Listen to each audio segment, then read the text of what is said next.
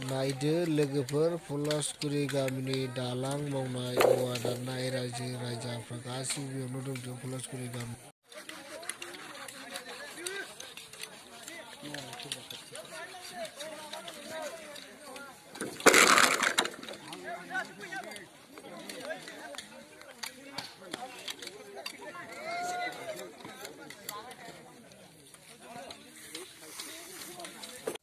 दालां बायदोंमोन नालाय बेखौ औवानि खालामबाय आरो औवानि हेबनानै होनाय जाबाय। बे दालां बायनायखौ रायजो राजा नोंथांमोन रावबो सरकारफ्रा नायसनथारालै बे दालांखौ नायदो।